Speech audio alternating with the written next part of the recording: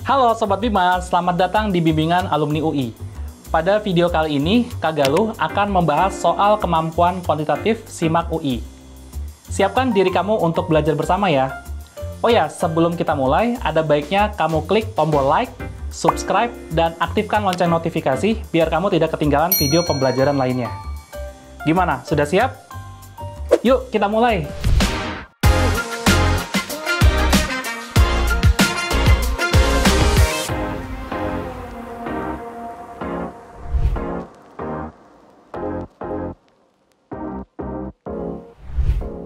Oke Sobat Bima, sekarang kita masuk ke soal nomor 1. Ini soal tentang ekspresi eksponen dan akar ya. Oke, kita lihat dulu ini ada bentuk akar di dalam akar nih. Nah ini harus apa? Kalau akar dalam akar, kita ingat lagi konsep gini.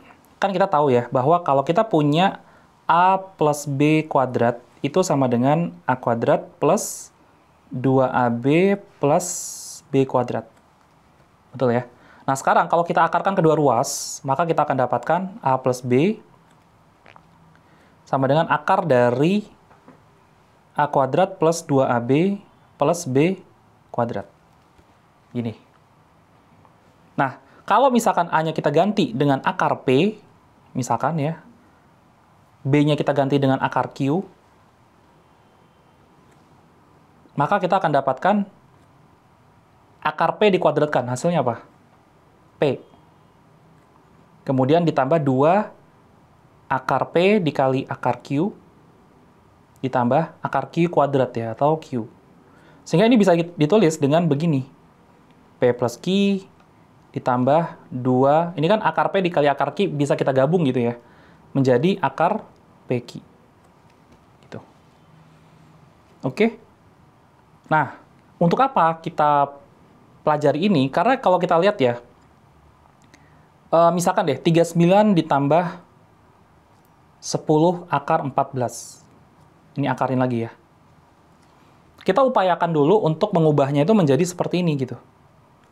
Jadi ada plus 2 dikali akar PQ-nya. Jadi 10 itu kan 2 dikali 5. Oke. Oke, 2 dikali 5.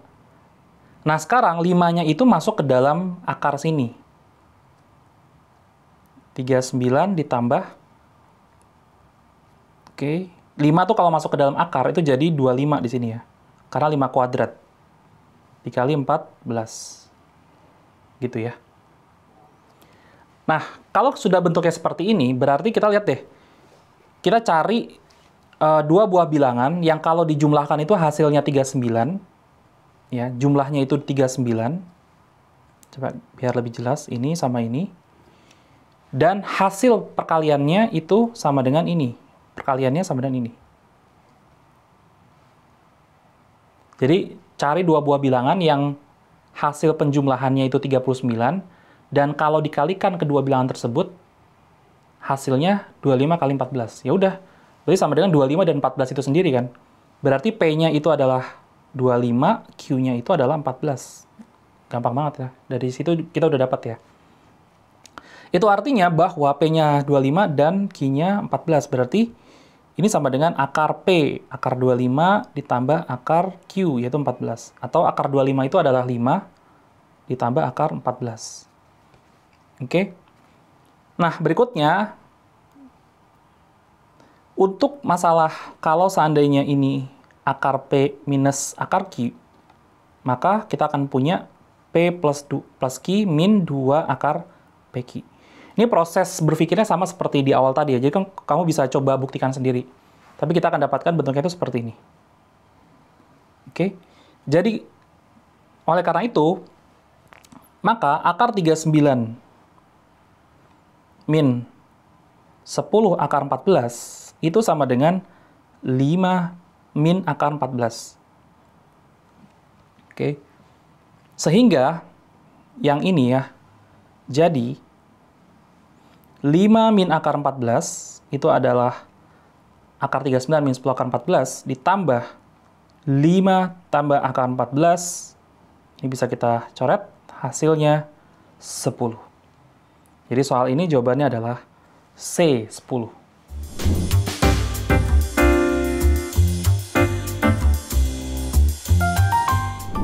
Oke, sekarang kita masuk ke soal berikutnya. Ini soal tentang aritmatika sosial ya.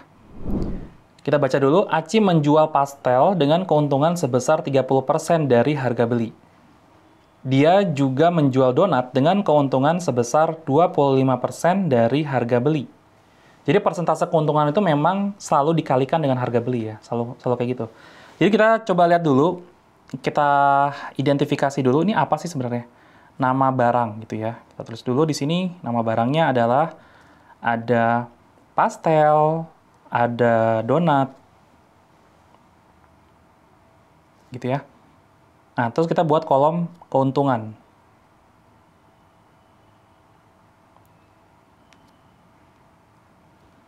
Oke, keuntungannya berapa persen nih? Untuk pastel itu diketahui tadi 30%, kemudian 25%.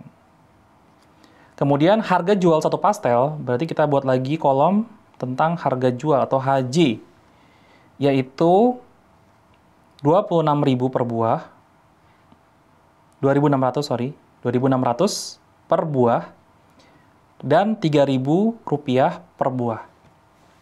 Oke. Diketahui juga bahwa pastel terjual lebih banyak. Oke, jadi kita buat misalkan ya jumlah yang terjual atau jumlah itu misalkan X dan ini adalah X atau Y ya. Nah, jadi diketahui juga bahwa pastel terjual lebih banyak 5 dari donat. Jadi pastel itu donat plus 5. Y plus 5. Karena dia lebih banyak ya.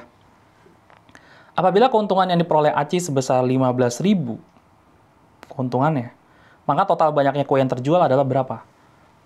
Jadi kalau kita lihat keuntungan itu ya, keuntungan apa? 13% dikali harga beli, ya kan ya? Keuntungan total deh, coba kita hitung. Keuntungan total. Rumusnya adalah 30% atau keuntungan untung pastel ditambah untung donat. Itu kan ya? Untung pastel berapa? 30% dari harga beli gitu ya. Tapi itu untuk 30% dikali harga beli, betul. 30% dari harga beli atau HB dikali banyaknya pastel, yaitu X. Sementara ini 25% dari harga beli dari pastel, dari donat ya, dikali Y. Itu. Jadi kalau yang ini untuk pastel, yang ini untuk donat. Nah, berapakah harga beli donat? Itu pertanyaannya. Coba kita lihat dulu di sini ya. Jika saya punya harga beli seperti ini, lalu saya ingin untung, maka harga jual harus lebih besar dari harga beli. Jadi ada kenaikan. Kenaikannya itu sebesar, kalau misalkan pastel, 30%. Gitu ya. Sementara bagian sininya, itu harga beli. HB ini 30% dari HB. Itu artinya, panjang ini tuh adalah 1 ditambah 30%, atau 1 ditambah 0,3, atau 1,3 HB. Dan itu yang disebut sebagai harga jual. Jadi, yang namanya HB itu didapat dari harga jual dibagi 1,3. Oke. Jadi kita tulis dulu di sini 30% dikali HB-nya itu adalah harga jual dibagi, untuk yang pastel dulu ya, 1,3 dikali X, ini 25%, dikali harga beli, itu harga jual dari donat dibagi 1,25 ya, dikali Y. Seperti itu ya. Sehingga kita akan dapatkan 30% atau 30/100. Harga jualnya berapa kalau untuk pastel? 2.600 ya. Dibagi 1,3 dikali X, ditambah 25% atau 25/100 dikali HJ dari donat, yaitu 3000, dibagi 1,25 kali Y. Ya. Sehingga kita akan dapatkan di sini, ini bisa kita coret. Kemudian, coba kita tulis di sini ya. 3 kali 26, atau 26 bagi 13 dulu, yaitu 2 ya. 20 dikali 30, yaitu 600X. Ditambah, kemudian ini 25 dibagi 1,25, itu 20. Oke, kemudian ini coret sama yang ini. 20 kali 30 itu 600, jadi 600Y. Dan itu adalah keuntungan total yang sudah diketahui di soal adalah 15.000.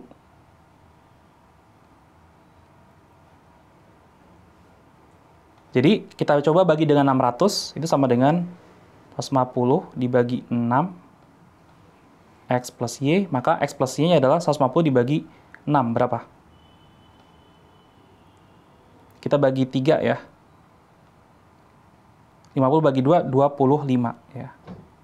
Jadi jawaban soal ini adalah delta 25.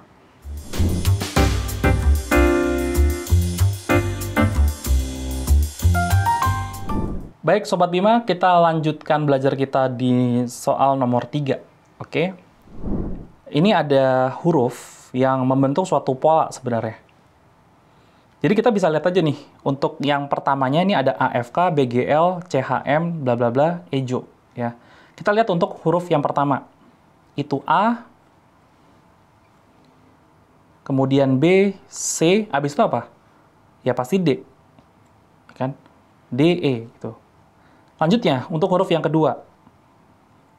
F, G, H, F, G, H. Selanjutnya adalah I. Oke, jadi kita bisa mengeliminasi ini ya, karena tidak sesuai dengan itu. Nah, terakhir, K, L, M, N. Ya. Jadi untuk soal ini jawabannya adalah yang A. Ya.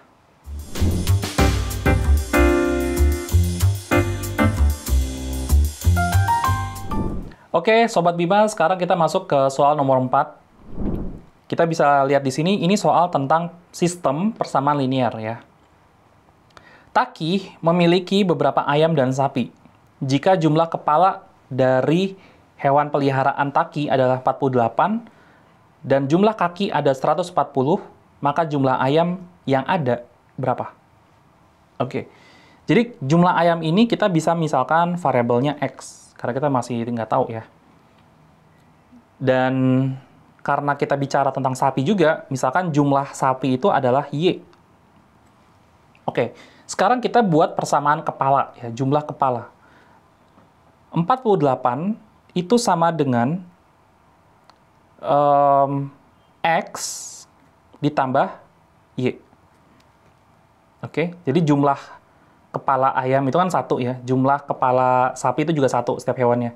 Jadi X tambah Y sama dengan 48. Itu persamaan yang pertama. Kalau kita punya dua variabel itu, untuk bisa mengetahui masing-masing variabel, kita membutuhkan dua persamaan. Jadi tentunya dengan satu persamaan ini belum cukup untuk menjawab pertanyaan. Jadi kita butuh satu pertanyaan lagi ya, atau satu persamaan lagi. Jumlah kaki ada 140. Ayam itu punya dua kaki. Jadi kalau misalkan ayamnya ada X, maka kontribusi kaki dari ayam itu adalah 2X. Ya, kontribusi kaki dari ayam itu adalah 2X. Ditambah, sapi itu punya 4 kaki. Oke? Kalau jumlah sapinya ada Y, berarti 4 kali Y. 4Y ya. Sehingga kita akan dapatkan di sini 140. Oke. Jadi persamaan yang ada ini udah cukup nih untuk menjawab pertanyaan, yaitu kita mau mencari nilai X. Kalau kita mau mencari nilai X, upayakan Y-nya itu tereliminasi. Jadi supaya itu terjadi, maka koefisien dari Y-nya itu harus sama. Koefisien Y dari persamaan yang pertama itu adalah 1. Koefisien Y dari persamaan kedua adalah 4. Apa KPK antara 1 dan 4? 4 kan ya? Sehingga ini kita kalikan 4, ini kita kalikan 1. Sehingga 48 dikali 4. Berapa? Kita bisa tulis di sini.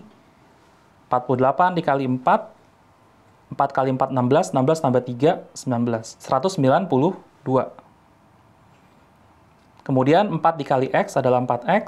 4 dikali Y adalah 4Y. Kemudian yang di bagian bawah nih, karena dia dikalikan 1, jadi tidak ada perubahan ya. Tetap 140 sama dengan 2X tambah 4Y.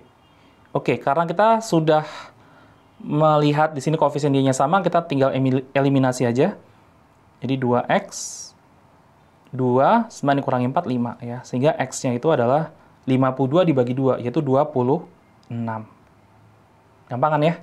Jadi untuk soal ini jawabannya adalah A, 26.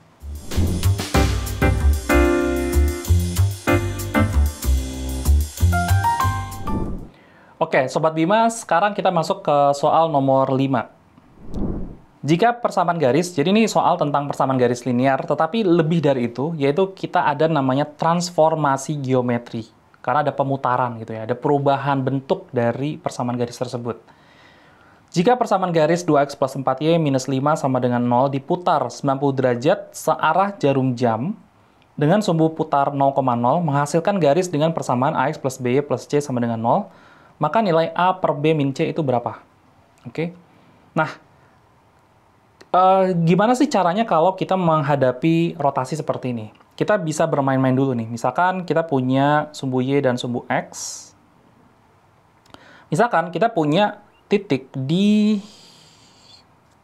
berapa ini? 3,1 atau 1,3 ya.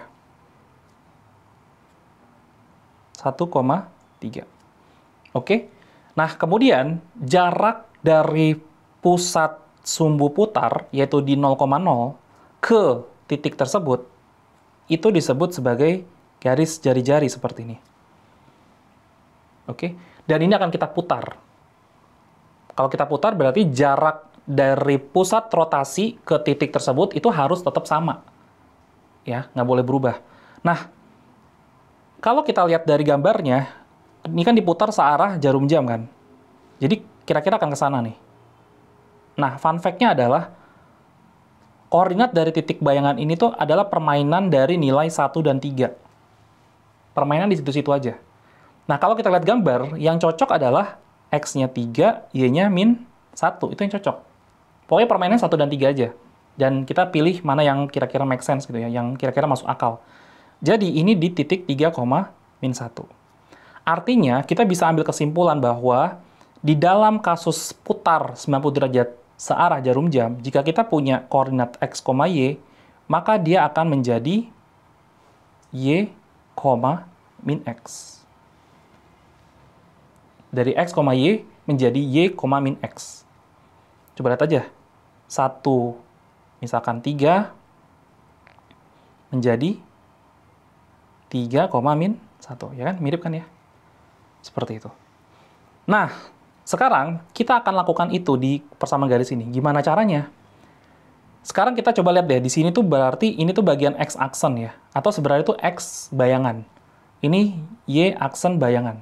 Sehingga kita bisa tulis bahwa x aksen sama dengan y, terus y itu sama dengan, atau y aksen ya, y aksen itu sama dengan min x. Kalau dari situ berarti kita akan dapatkan lebih tepatnya yang ini sih. Jadi dari sini ya, X itu sama dengan minus Y aksen. Oke, jadi kita akan lakukan substitusi. 2 dikali X itu dikali min Y aksen, ditambah 4Y, Y-nya diubah ke dalam aksen ya. X aksen, min 5 sama dengan 0. Oke, ini namanya persamaan bayangan. Nah, persamaan bayangan ini sudah menjadi benda yang baru. Sudah memulai hidup yang baru gitu ya. Jadi aksennya udah hilang, dilupakan gitu ya. Sehingga ini kita punya minus 2Y plus 4X min 5 sama dengan 0.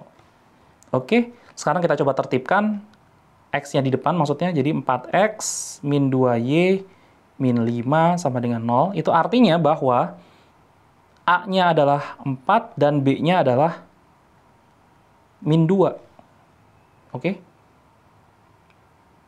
Kemudian C-nya adalah minus 5. Ya kan? Kita ngikutin persamaan yang ini nih. Kalau begitu, berarti persamaan ini adalah A, yaitu 4 dibagi min 2, dikurang min 5. Oke? Sehingga kita akan dapatkan minus 2 ditambah 5 sama dengan 3. Jadi soal ini jawabannya adalah E, 3.